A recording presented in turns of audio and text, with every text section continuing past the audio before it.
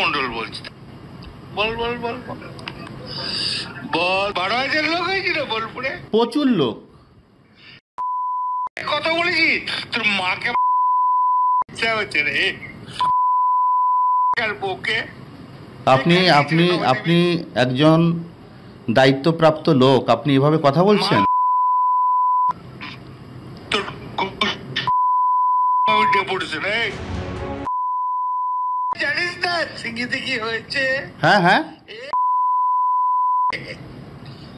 এই পরশু তো কাল পরশু ডেপুটেশনের ডেট কর বার করে 13,000 বোলপুরের লোক হয়েছে না, সব জানি। না না, পরশু যখন ডেপুটেশন দেবে না তোকে কোয়ার্টার থেকে মারতে মারতে। নমস্কার, বাংলা বার্তা থেকে আজকের বিকেলের বিশেষ প্রতিবেদন আপনাদের সামনে নিয়ে এলাম বিশেষ একটি কারণে। আমরা যারা ডিজিটাল প্ল্যাটফর্মে কাজ করি, আমরা যারা ইলেকট্রনিক্স মাধ্যমে কাজ করি, আমরা যারা সংবাদপত্র মাধ্যমে কাজ করি, আমাদের যখন পুলিশ হুমকি দেয় তখন মনে হয় ঠিক পথে আছি। এই পশ্চিমবঙ্গ পুলিশ আজকে বিকেলবেলা এই রিপোর্টটা পেলাম যে এবিপি আনন্দকে হুমকি দিচ্ছে বীরভূম জেলা পুলিশ। হুমকি শব্দটা কোট আনকোট ব্যবহার করছি। লিগ্যাল নোটিশ দিয়েছেন যে আপনারা অনুব্রত মণ্ডলের অডিওটা বারবার চালাবেন না, তাহলে কিন্তু আপনাদের বিরুদ্ধে লিগ্যাল অ্যাকশন নেব। অনুব্রত মণ্ডল বললে অপরাধ নয়, সেই অনুব্রত মণ্ডলকে বীরভূম জেলা পুলিশ তা গ্রেফতার না করলে অপরাধ নয়, সেই অডিও ক্লিপটা ভাইরাল হলে সেটা ইলেকট্রনিক্স মাধ্যমে সেটা দেখালে অপরাধ। কোন রাজত্বে বাস করছি আমরা বলুন তো? সুমন দে এবিপি আনন্দে তাঁকে এডিটরকে তাঁকে সরাসরি চিঠি দিয়েছেন, বীরভূমের legal cell OC legal cell থেকে চিঠিটা দিয়েছেন এবং সেই চিঠি দিয়ে বলা হয়েছে যে অনুব্রত মণ্ডল অসুস্থ এবং সেই অসুস্থতার কারণে তার ব্যাপারে তাঁকে আমরা এই মুহূর্তে বিরক্ত করছি না বা এই জাতীয় কিছু, এবং আমরা লিগ্যাল প্রসিডিংস যা যা করার সমস্ত কিছু করছি। আচ্ছা বলুন তো, আমি বা আপনি কাল বা পরশু বা আজ বা কাল যদি কোনো ব্যাপারে কোনো ওসির সঙ্গে কোনো ব্যাপারে কাজ পছন্দ না হয়, ঠিক এই ভাষাতে কথা বলি যে ভাষাতে অনুব্রত মণ্ডল কথা বলেছেন, এবং তারপর একটা ফেক বা ফলস একটা মেডিকেল সার্টিফিকেট দিয়ে যদি বলি আমি অসুস্থ, পুলিশ ছেড়ে দেবে আমাকে? পুলিশ ছেড়ে দেবে আপনাকে? আমি আজকে এই প্রতিবেদনে এই বিষয়টার বিকেলবেলা জরুরি ভিত্তিতে নিয়ে এলাম, তার কারণ এটা শুধু এবিপি আনন্দের ক্রাইসিস নয়।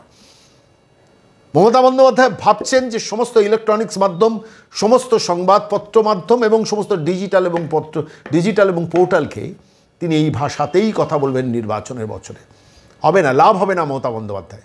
অনুব্রত মণ্ডলের ভিডিও অডিও বারবার ভাইরাল হবে, বারবার মানুষ দেখাবে। এবিপি আনন্দ দেখিয়েছেন, বারবার তারা দেখাবেন, আমরা সবাই দেখাবো, কিচ্ছু করতে পারবেন না। কী করবেন? লিগ্যাল নোটিশ দেবেন। আপনি শাস্তি দিন অনুব্রত মণ্ডলের, পরের দিন থেকে আমরা সেটা নিয়ে আর কথা বলবো না।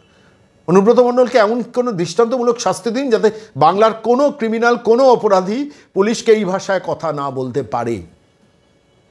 আমি খালি ভাবছিলাম জানেন, যে পুলিশ অফিসের চিঠিটা লিখেছেন under instruction from Rajeev Kumar, এবং রাজীব কুমারকে মমতা বন্দ্যোপাধ্যায় নির্দেশ দিয়েছেন। রাজীব কুমার তখন আমনদীপকে বলেছেন, ওই এসপি পুলিশে বীরভূমের এসপিকে বলেছেন যে একটা লিগ্যাল নোটিশ দিয়ে দাও। এবিপি আনন্দ ভীষণভাবে পুলিশকে হেয় করছে। আরে পুলিশকে হেয় করার কী আছে? পুলিশ ইনঅ্যাক্টিভ রয়েছে, পুলিশ নন ফাংশনাল রয়েছে। আপনি ভাবুন তো, আমি বাংলার বার্তার দর্শকদের আজকে বিকেলের এই বিশেষ প্রতিবেদনে বলছি, 7 দিন হয়ে গেল ওই অপকর্মের একটা বৃহস্পতিবার ঘটনাটা ঘটেছে, বুধবার হয়ে গেল, আজকের দিনের পরেও এখনও পর্যন্ত অনুব্রত মণ্ডলকে ঘাড় ধরে জেলে ঢোকাতে পারল না ওই বীরভূমের অপদার্থ জেলা পুলিশ। আমি অপদার্থ বলবো শুধু না, শয়তান বলবো, কেন পুলিশের ইজ্জত নেই। সব পুলিশ তো সাদা খাতার পুলিশ নয়, সে পুলিশ তো অনেকে চাকরির পরীক্ষা দিয়ে চাকরিটা করেন। ওই যে বোলপুর থানার যিনি ওসি লিটন হালদার, তিনি তো চাকরির পরীক্ষায় বসে চাকরিটা পেয়েছেন, এটা বিশ্বাস করব। তাঁর স্ত্রী নন, তার মা নন। কোনো পুলিশ কর্মচারী এই বাংলায় যত 1,16,000 পুলিশের কর্মচারীরা যারা চাকরি করেন, তাদের পরিবার নেই, তাদের মা নেই, তাদের বোন নেই, তাদের স্ত্রী নেই, তার কন্যা নেই। তাদের মানসিক অবস্থাটা ভাবুন তো, যে শুধুমাত্র অনুব্রত মণ্ডলকে প্রোটেকশন দিতে মমতা বন্দ্যোপাধ্যায় রাজীব কুমার আমনদীপকে দিয়ে এই কীর্তিটা করাচ্ছেন। কিসের জন্য আছেন আপনারা পুলিশে? আমি বলছি পুলিশের প্রতিবাদটা করা দরকার, রিভোল্ট দরকার নেই, পুলিশের প্রতিবাদটা করা দরকার। এবিপি আনন্দকে বকাঝকা করে কোনো লাভ হবে না। আমি আবার দায়িত্ব নিয়ে বলছি, এবিপি আনন্দকে বকাঝকা করে কিচ্ছু করতে পারবেন না। স্পর্ধাটা আমি ভাবছি বীরভূম জেলা পুলিশের লিগ্যাল সেলের ওসির, যে পশ্চিমবঙ্গের সর্বাধিক প্রচারিত ইলেকট্রনিক্স মাধ্যমের এডিটরকে, সর্বাধিক প্রচারিত ইলেকট্রনিক্স মাধ্যমের এডিটরকে প্র্যাকটিক্যালি হুমকি দিয়ে চিঠি দিচ্ছেন। এবং আমি চিঠির ডিটেলসটা আমি জানি না, কিন্তু আমি সংবাদ মাধ্যমে, ইলেকট্রনিক্স মাধ্যমে সম্প্রচারিত সংবাদ থেকে যা জানলাম, মারাত্মক। পরিষ্কারভাবে তারা বলছেন, ঠিক এই ল্যাঙ্গুয়েজটা তারা বলছেন যে যা যা তদন্ত হচ্ছে লিগালভাবে তদন্ত হচ্ছে। আরে 7 দিন ধরে আপনার একটা অনুব্রত মণ্ডলের মতো ক্রিমিনালকে ধরতে পারেন না, তারপর এই ইলেকট্রনিক্স মাধ্যমে চিঠি দিচ্ছেন কোন মুখে? আমনদীপ আবার বলছেন যে তদন্ত ঠিক প্রক্রিয়ায় চলছে, তিনি অসুস্থ আছেন, সেই জন্য অসুস্থ, 2বার চিঠি দেওয়া হয়েছে, তার বেশি চিঠি দেওয়া হচ্ছে না, আমরা তদন্তের মতো চালাচ্ছি। কি করছেন? যে ঘটনাটা ঘটছে আপনাদের বলি, আমি যতটুকু তথ্য সংগ্রহ করেছি আমি তার ভিত্তিতে আপনাদের কাছে বলছি। এবার লিটন হালদার, যিনি বোলপুর থানার ওসি, যাকে ওই কদর্য কুৎসিত ভাষায় গালিগালাজ করেছেন অনুব্রত মণ্ডল, সেই ফোনটা সিজ করা হয়েছে লাস্ট যা খবর পেলাম। সরাসরি আমনদীপ সেটা স্বীকার করেননি, কিন্তু তৃণমূল প্রভাবিত যেসব সংবাদ মাধ্যম আছে, ধরুন জি24 ঘন্টা, তারা এটা সম্প্রচার করেছেন। প্রতিদিন পত্রিকা, তৃণমূল কংগ্রেসের ঘরের পত্রিকা, তারা এই সংবাদটা রিফ্লেক্ট করিয়েছে যে এই লিটন হালদারের ফোনটা নিয়ে নেওয়া হয়েছে। লিটন হালদার, যিনি ওসি বোলপুর, তার ফোনটা নিয়ে নেওয়ার পেছনে 2টো কারণ থাকতে পারে, এবং ওই 2টো কারণই আছে। 1 নম্বর কারণ হচ্ছে যে অডিওটা জেনুইন কিনা, যেটা রেকর্ড করেছেন জেনুইন কিনা, 1। দ্বিতীয় যেটা হচ্ছে, লিটন হালদার কাকে শেয়ার করেছেন। বীরভূম জেলা পুলিশ, আমনদীপ, রাজীব কুমার, মমতা বন্দ্যোপাধ্যায়, রাজ্য পুলিশ, ভবানী ভবন, আপনারা যদি আমার এই প্রতিবেদন শোনেন, আমি পরিষ্কার দায়িত্ব নিয়ে বলছি, আপনারা বেসিক্যালি লিটন হালদারকে এবার শোকজ করবেন, সাসপেন্ড করবেন, বা দূরবর্তী স্থানে কোথাও একটা গ্যারেজ করবেন। তার পরিকল্পনার জন্য লিটন হালদারের ফোনটা নেওয়া হয়েছে। আমি বলছি ওসির কি দুর্ভাগ্য, আপনি বলুন। বেশ করেছেন। আমি বলছি ওসি এই অডিওটা ভাইরাল না করলে আমরা বাংলার মানুষ কেউ জানতে পারতাম না যে অনুব্রত মণ্ডল কী ভাষায় এখনও তিহার জেল থেকে ফিরে আসার পরও কোন ভাষায় কথা বলেন। আমার মাঝে মাঝে মনে হয় এ রাজ্যের মুখ্যমন্ত্রী মহিলা, তো সেই মহিলা মুখ্যমন্ত্রীরও মনে হচ্ছে না যে একজন পুলিশ অফিসারের স্ত্রী আছেন, মা আছেন।